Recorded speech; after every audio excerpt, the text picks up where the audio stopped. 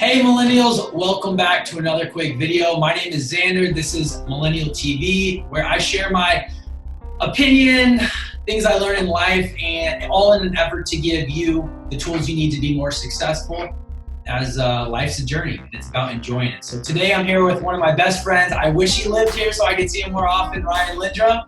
Ryan, what's up? Thanks for joining us today, man. Yeah, what's happening? Thanks for having me.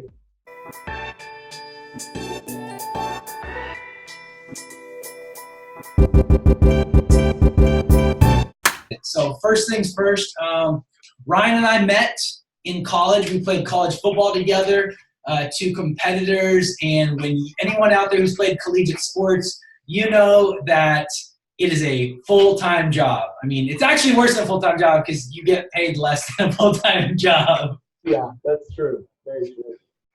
But I got introduced to Lendrum by my high school running back, Daniel Rankin. Shout out Rankin.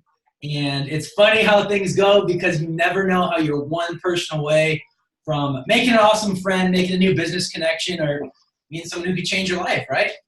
Absolutely. All right, so let's talk about Ryan Lendrum's journey so far. Lenny, as we like to call him, was a success. He's currently a successful mortgage lender. He lives in Denver, Colorado. And yeah, we're just going to kind of go through briefly his story. He grew up in the San Diego area, and football was his life, as far as I know, kind of like me, unconditionally committed to achieve as much success as possible, right? That's right. That's right. Tell us, well, hold on, before we get going, tell us a little bit about your stepdad.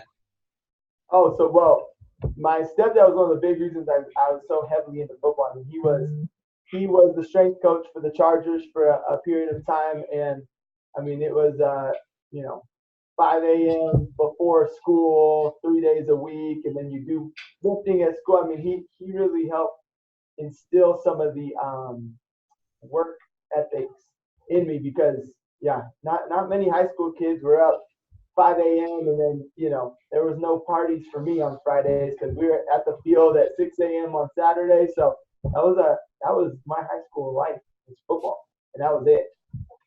Yeah, man. Hey, that's I know I've met Jonathan at your wedding. I always heard so much about him, and I don't think we have enough time to talk about what a great man that guy is. So you were extremely fortunate to have that in your back pocket, but obviously you had to do the work. There's plenty of kids out there whose parents want it for them, and they pay for all the camps, and they get them all the gear, and they're always swagged out, and they're always on the bench because they don't really care. Right. So real quick, let's talk about a little adversity. Ryan broke his ankle. So after being unconditionally committed to his goal, college football was always the goal. Take it as far as you can. Play, do what you love with a passion. And you broke your ankle 5 games in your senior season, right? Right. 5 games in. So tell us what happened. Honestly, it was in practice. There's not a great story.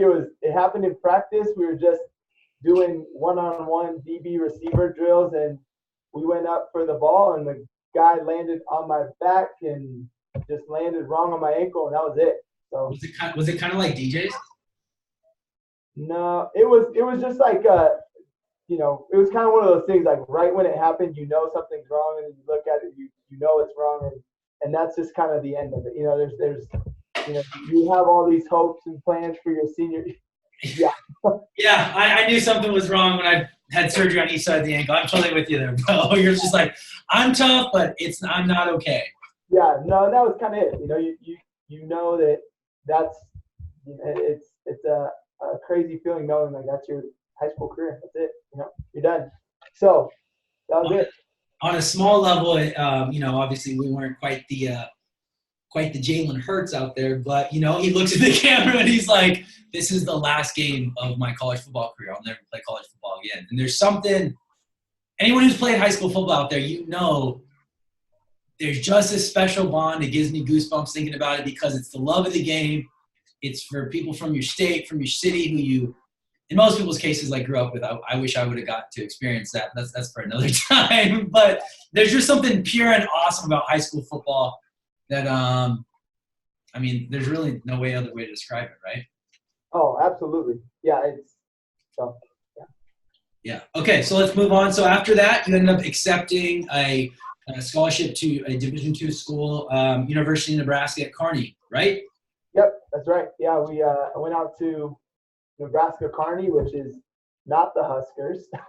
It's a small town in Nebraska, and went out there and surprisingly, had a weird love for the little town, even though I was from San Diego. But they offered me a scholarship, and I took it because I think one thing you don't realize is like halfway through your senior year, you end your career in a sense, and you're really just hoping to keep playing the game. And it was one of those things that I knew that if someone just took a chance on me, that was all I really wanted, and had a lot of interest. But they were the first ones to put the pen to the paper and say, we want you. Here's what it takes. Are you in? And I that was it. I just wanted a chance to keep playing. So. And just my mind's racing right now. But it's a weird feeling when you're good enough to keep playing. You're looking at other dudes, you're like, I can compete with him. I can compete with him. I can compete with him. But they're getting the offers and you're not. Yeah. It's definitely a different version of adversity because you just have to have faith in yourself that it's gonna all be okay.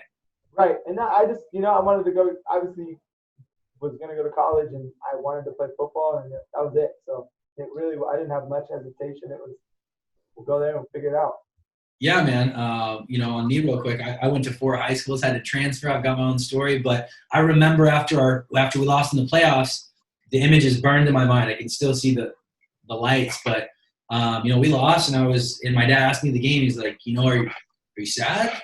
Are you worried? I had no offers at the time. Yeah. High schools will do that to you, and I go, I'm not worried. I know I'm not done playing ball. And he was kind of shocked. Like he taught me to be mentally tough, but there was zero doubt that I had played my last game because I knew I hadn't. Right. No, for sure. Okay, so let's move this along. Ryan and I could talk all day.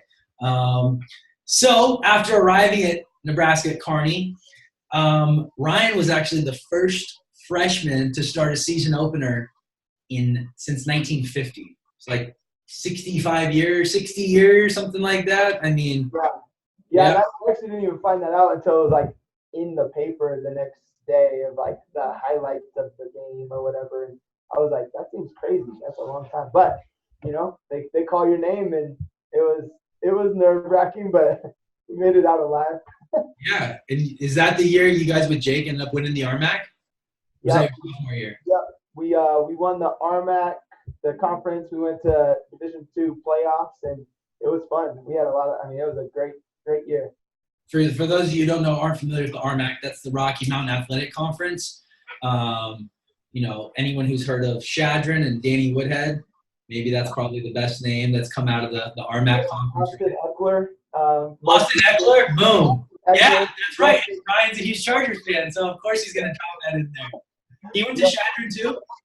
Western, okay. All right, well, let's talk about this real quick. Don't have to share too much, but you're the first freshman to start a season opener in 70 years, damn near. Yeah. You win a Rocky Mountain Athletic Conference title. You've got a sick team. You love the town. You love your friends. You're going into your senior season, which got taken from you in high school, right? You're all ready to kick ass, take names, and go out with a bang. And what did you elect to do with your talents? So I ended up transferring to Colorado Mesa, and our coach actually got the job at Colorado Mesa. And your head coach? It was actually, it sounds odd, but it was the offensive coordinator who took the head coach job. A big group of my friends were transferring. I kind of had the starting spot, as you could say, on a silver platter. But, they were going, and I figured, why not? So just took a leap of faith and went to Colorado Mesa University, and yeah, I'm extremely grateful I did. Every decision changes your life in one way or another, and that I think has somehow made me who I am today. So absolutely, that's kind of where our story got kicked off. Yeah, I personally I played at Pima Community College after coming out of high school after not knowing where. I was supposed to go there with Daniel Rankin, who's our mutual friend. Daniel elected to take the Division II scholarship to Nebraska Kearney. My coaches saw my film because they saw Daniel's film. They picked up the phone and gave me an offer, which thank you, Daniel. I never got to say that to you. Russ Martin, who's the offensive coordinator at Nebraska Kearney, he gets the job at Colorado Mesa. He had been recruiting me to go to Kearney with the boys. And then he got the transfer. He got the head coaching job. And I had always said somehow in my life, I said I would move to Texas or I would move to Colorado. So once I got the opportunity after breaking 2 bones in my back my sophomore season at my JV, and something I'm still salty about NCAA, they've since changed the rules to where I even petitioned because I was 1 half of football too late to get a medical red shirt. So, hey, so people don't forget, it's all good, NCAA. We know you really care about the athletes and the players, and you're really about the kids. Players. Anyways, so then sorry, back to me real quick. I didn't even take a visit. I had sat out a season and got the offer, and I was like, I'm coming. Doesn't matter. Sounds good, Coach Martin. I'll see you there. And I ended up showing up to the coldest weather in 20 years in Grand Junction. So for a guy from the desert here in the valley, that was I remember showing up and like walking outside the house in flip-flops, and I learned quickly I couldn't do that. Yeah. So that's where Ryan and I met, and we really like hit it off pretty much from the start. Oh yeah. Yeah, day one. Yeah, day one. It was I definitely had no problem with Lenny in the house. Say that again? It was a match made in heaven. It was, match made in heaven. So then let's fast forward to, so you had your senior year. How did your senior season go at Colorado Mesa? For the school, it was an up-and-coming program. We had a good season for the school. Ended personally, all conference accolades and all that, and had a great season personally. A good season for the team, but not where we were hoping. But can you remind me how many points that defense gave up on average? I think we averaged like 9 points a game. Our defense was like the best thing around. I mean, we held Montana State, which was the number 3 Division I AA school in the nation. We held them to their lowest points of the year, and we were like their money game. So that was fun. I remember watching that game. I remember watching it on TV. I elected to move to Finland because I wasn't confident in the quarterback coaching situation at Colorado Mesa. So I went through spring ball, went to all the workouts, loved these guys, formed friendships that obviously we still have today. But just like Lendrum, I evaluated my situation, and I'd been through some things in high school, and I said, I'm not going to let a coach dictate my future let's just leave it at that. But yeah, I think you guys played 5 quarterbacks that season, right? Probably. Yeah, exactly. You had a great defense, and did you guys go 500? 5 and 6, I think. That's rough, man. I'm sorry. But hey, good memories brings us to today. Yeah. So after that, you took your talents and you segued into personal training, right? Yeah. So right when I got done, I kind of like you, like my senior, my last game of my senior year of college, I was, you're a little emotional because your last game of your senior year of college, but I actually was under the impression, I think I still have more football in me. So I decided I'd go be a personal trainer while I was training for what I was hoping to be, combines, anything like that. Put up some good numbers, but didn't actually end up playing any further football. I'm a very all or nothing kind of guy, and the moment I realized that wasn't going to pan out, I instantly shifted to, all right, time to get into business. What's that look like? And started to kind of forge my path from there. Yeah. So you became a personal trainer, and then after doing that for a little bit of time, obviously that's great, but want to segue into had a little bit bigger aspirations, and he ended up meeting a real estate agent, right? Which kind of piqued your interest into real estate. And yeah, my family's always like bought and sold homes. Like just my dad always bought and sold a lot of homes. But I met a real estate agent, and at the time he was a young guy, like 22 years old, and was making like 60 grand.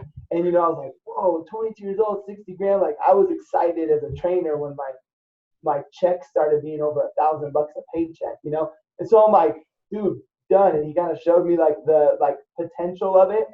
And I was like, done, sign me up. I freaking went to real estate school like right after that, or signed up for real estate school and got my license, and essentially moved out to Denver, which is, for those who don't know, like 4 hours from Grand Junction. And I just figured, I'm gonna go after it. I want to be in business in a big city where there's a lot of moving and shaking.